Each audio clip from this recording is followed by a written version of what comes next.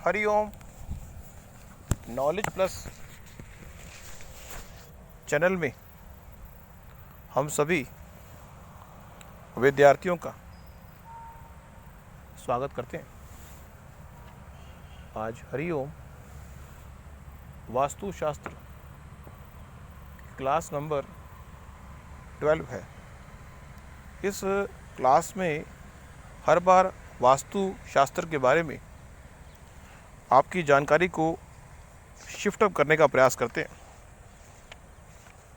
तो आज हम वास्तुशास्त्र में कुछ मिसलेनियस डिस्कशन के माध्यम से आपकी जानकारी को शिफ्ट अप कर रहे हैं। एक्चुअल में जो वास्तुशास्त्र है, हम ये बता भी चुके हैं कि जो एनर्जी है, पॉजिटिव एनर्जी और नेगेटिव एनर्जी की लड़ाई, पॉजिटिव और नेगेटिव एनर्जी की लड़ाई है। और पॉजिटिव एनर्जी वास्तुशास्त्र में हमें बूस्टअप करती है, एम्पलीफाई करती है, और नेगेटिव एनर्जी हमें नेगेटिव तरीके से डीमोटिवेट करती है। तो एक पॉइंट ले रहे हैं कि पहले बात कर रहे हैं स्लीपिंग के बारे में। यदि व्यक्ति रात को सोते समय व्यक्ति का जो सिर है वो कहाँ होना चाहिए? सोते समय व्यक्ति का जो सिर है, या तो कहते हैं कि साउथ दिशा में, दक्षिण दिशा में सिर अगर होगा तो व्यक्ति के जीवन में पैसा आएगा, व्यक्ति के जीवन में इंटेलिजेंसी पावर आएगी।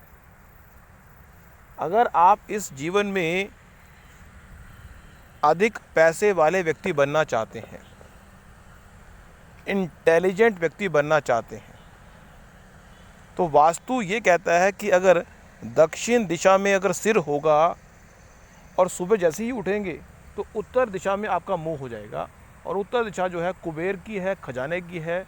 एक खजाना आपको मिलेगा, और वो खजाना जो है पैसे के रूप में भी हो सकता है और इंटेलिजेंसी के रूप में भी हो सकता है। दूसरा, यदि इस संसार में आप फेमस होना चाहते हैं तो उस स्थिति में आपको पश्चिम दिशा में सिर करके सोना है।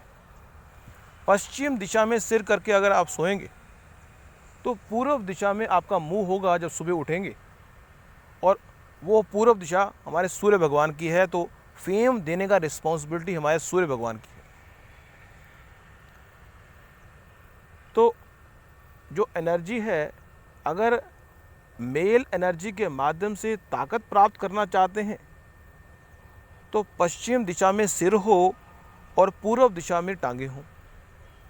यदि एक फीमेल एनर्जी के माध्यम से, मीन्स लक्ष्मी के माध्यम से लक्ष्मीवान बनना चाहते हैं, लक्ष्मी धनवान बनना चाहते हैं, तो दक्षिण दिशा में आपका सिर हो और उत्तर दिशा में आपके टांगे हो।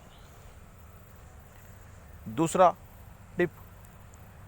टिप है कि अगर आप इस संसार में भगवान के दर्शन करना चाहते हैं, भगवान की ब्लेसिंग प्राप्त करना चाहते हैं, अपने जीवन में एक मैग्नेटिक पावर, आकर्षण शक्ति प्राप्त करना चाहते हैं, या अपने जीवन में भगवान के पास पहुंचना चाहते हैं, तो ऑन दैट सिचुएशन आपको क्या करना है?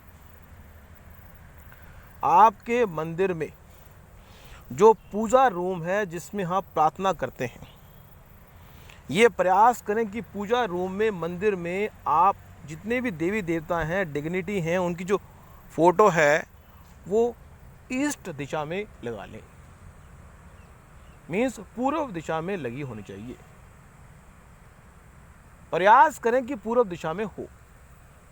और जब भी भगवान का नाम लेना हो, जब भी ध्यान लगाना हो, तो प्रयास करें कि आपका जो मुंह हो या तो पूर्व दिशा में हो, या उत्तर दिशा में हो, या फिर ईशान कोने की तरफ हो। ये प्रयास करें कि जब भी, क्योंकि इस संसार में जो एनर्जी, पॉजिटिव एनर्जी हमें मिलनी है, इस संसार में पॉजिटिव एनर्जी जो हमें मिलनी है, या तो ईशान कोने से मिलनी है। अब ईशान कोने में यदि हम पॉजिटिव एनर्जी मिल रही है तो हमारा मुंह कहाँ होना चाहिए? बिल्कुल रूप से ईशान कोने में होना चाहिए। ईशान कोने का मतलब है कि पूर्व और उत्तर का जो कोना है हमारा मुंह वहाँ होना चाहिए। या तो हम पूर्व की तरफ मूव कर लें या हम उत्तर की तरफ मूव कर लें, क्योंकि एनर्जी वहीं से पॉजिटिव आनी है। तो एक तो जो मंदिर है उसमें जो फोटो है वो कहाँ होनी चाहिए? पूर्व दिशा में होनी चाहिए। अब है एक पॉइंट ऑफ व्यू बड़ा ज़बरदस्त है कि यदि किसी तरह का कोई भी वास्तु दोष हो, हमने वास्तु की क्लास में ये बात डिस्कस कर ली है कि आपके घर में कौन सी चीज़ कहाँ होनी चाहिए, आपने चेक भी कर लिया। लेकिन अगर बाय चांस जो हमने बताया है उसके हिसाब से वो फिगर आउट नहीं हो रहा, तो एक छोटा सा उपाय हम बताने का प्रयास कर रहे हैं। वो ये कि अगर किसी व्यक्ति के घर में वास्तु दोष है और वो कहता है कि वास्तु दोष ना रहे, तो सिंपल सा एक उपाय है कि एक कमरे में वास्तु दोष ना हो तो भी वास्तु का प्रभाव लोगों पे नहीं पड़ेगा। अब तीसरा जो पॉइंट बता रहे हैं वो ये है कि अगर आप जहाँ पे घर की एंट्री है, ये बात विशेष रूप से उपयोगी है, इम्पोर्टेंट है, समझ लें। जिन व्यक्तियों ने ऐसा किया हुआ है उनके लिए अच्छा है। अगर किसी तरह का भी ईशान कोने का दोष आपके घर पे आ रहा है तो उस स्थिति में अगर आप अपने घर के एंट्री गेट करते ही तुलसी का पौधा लगा लें, तो तुलसी का पौधा जितनी भी कोई भी अगर एनर्जी नेगेटिव है उसको पॉजिटिव करता है। तुलसी के पौधे की ताकत यह है कि वो नेगेटिव एनर्जी को पॉजिटिव में कन्वर्ट करता है। जिस तरह से गणेश जी की ताकत है कि वो गणेश जी की स्पर्श से कोई हवा हमारी तरफ आएगी, गणेश जी की प्रतिमा से कोई हवा हमारी तरफ आएगी तो वो नेगेटिव भी होगी तो पॉजिटिव हो जाएगी। इसलिए गणेश जी की प्रतिमा यदि हम अपने घर में लगाना चाहें तो गणेश जी का मुंह हमारे तरफ होना चाहिए और जो पीठ है वो हमारे घर के बाहर की तरफ होनी चाहिए। तो तुलसी का पौधा लगाएंगे तो चाहे किसी भी फ्लो से जहाँ से भी एनर्जी आ रही है, अगर वो ईशान कोना ही है तो सोने में सुहागे वाली बात होगी। अगर किसी व्यक्ति के घर में ईशान कोने से एंट्री है, पूर्व से एंट्री है, उत्तर से एंट्री है और उस स्पेसिफिक जगह में हमने तुलसी के पौधे को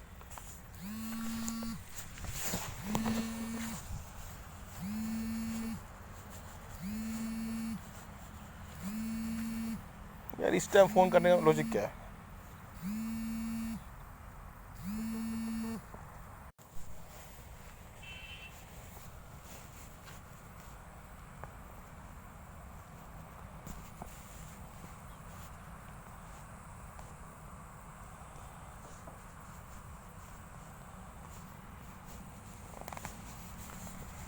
तो हम आपको जानकारी दे रहे थे कि जो तुलसी है, अगर किसी व्यक्ति का जो घर है वो उसकी जो एंट्री है वो ईशान कोने से है, पूर्व दिशा से है, मतलब नॉर्मली वास्तु में कहते हैं कि अगर पूर्व दिशा से, उत्तर दिशा से या ईशान कोने से एंट्री है तो अच्छी है। लेकिन अगर हम सूक्ष्म रूप से देखेंगे तो वो हम आने वाली किसी क्लास में बताएंगे कि पूर्व दिशा के किस पद से एंट्री अच्छा मानी जाती है, वो अलग इशू है।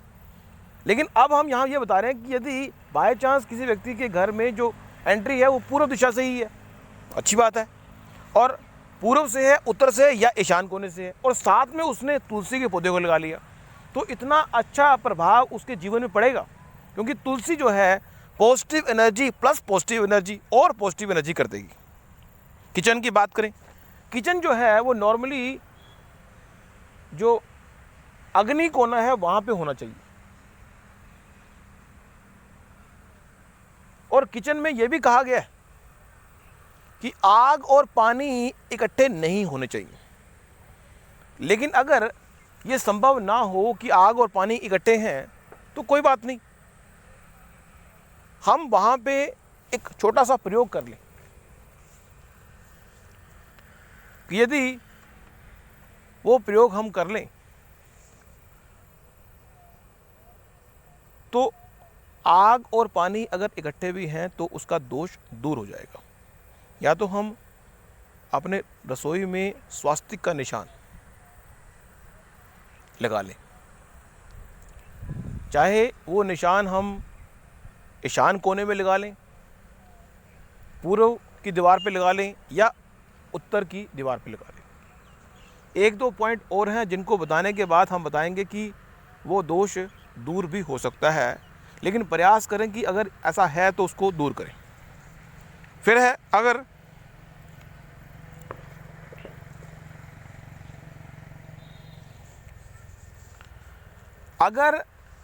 किसी घर में व्यक्ति इमोशनली प्रभावित हो रहे हैं तो इसका मतलब घर में पानी की प्रॉपर निकासी नहीं है।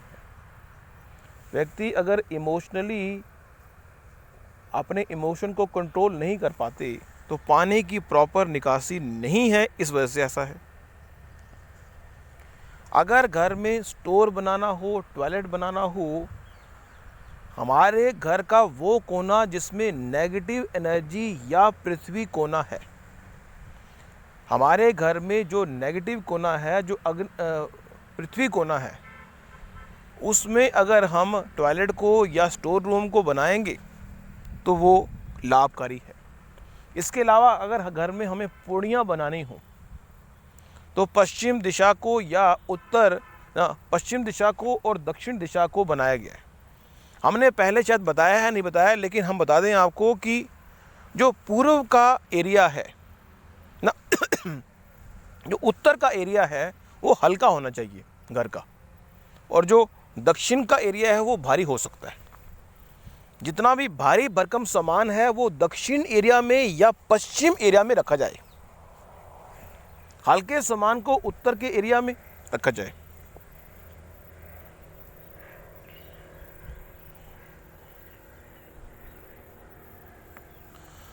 जिस तरह से हमने तुलसी के इम्पोर्टेंस के बारे में आपकी जानकारी को शिफ्ट अप किया, अगर रात का समय है तो आप तुलसी के पौधे के पास अगर दिया जला दें तो और भी अच्छा है।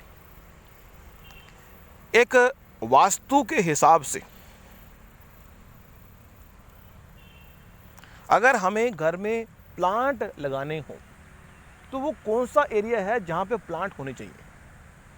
हमने बताया था कि यदि व्यक्ति अपने पृथ्वी एलिमेंट से दूर होगा, वास्तु के हिसाब से यदि व्यक्ति अपने पृथ्वी एलिमेंट से दूर होगा तो उसकी अपान प्राण की शक्ति कम हो जाएगी। यदि व्यक्ति के अपान प्राण की शक्ति कम हो जाएगी तो व्यक्ति इस धरती पर चलने में अपने आप को असमर्थ समझेगा। यदि आपको लगता है कि आप धरती पर चलने में अपने आप को असमर्थ समझ रहे हैं और आपके घर में वास्तु का दोष हो सकता है, तो इसका मतलब आपके घर में, अगर किसी व्यक्ति के घर में आपका जो पैरों का जो स्पर्श है धरती से नहीं हो रहा, तो उसका एक अल्टरनेटिव हमने बताया था कि धरती से हमारा संपर्क होना चाहिए। इसका एक अल्टरनेटिव ये था कि हमारे घर में जो गमले हैं जिनमें पौधे लगे हुए हैं, वो एक अल्टरनेटिव है धरती से हमारे संपर्क को। अब जितने भी बड़े बड़े इंडस्ट्री वाले एरिया हैं, दिल्ली है, मुंबई है, मद्रास है, वहाँ पे यदि आपने नोट किया होगा कि वास्तु का दोष दूर करने के लिए गमले को हम पहली मंजिल पे ले गए, तो हमने पृथ्वी एलिमेंट को अपने साथ जोड़ने का प्रयास किया। हमने पहले भी अपनी टॉक में बताया। तो यहाँ पे वास्तु के हिसाब से यदि व्यक्ति अपनी इंटेलिजेंसी पावर को बढ़ाना चाहता है, बड़ा ही सिंपल तरीका है, बड़ा ही सिंपल तरीका हम बताने जा रहे हैं। वो ये कि यदि आप अपनी इंटेलिजेंसी पावर को वास्तु के हिसाब से बढ़ाना चाहते हैं तो आप क्या करें, या तो धरती का एक कोना आपके घर में खाली हो जहाँ पे आपने कोई पौधा लगाया हो, या गमले में पौधा लगाया हो, या अगर आप पहली मंजिल में रह रहे हैं तो पहली मंजिल में एक पौधा सिर्फ या दो पौधे, एक पौधा लगा लें और उस पौधे को डेली पानी दें। सिंपल सा ये छोटा सा उपाय है, वास्तु के पॉइंट से भी है और एस्ट्रोलॉजी के पॉइंट से भी ये कारगर है।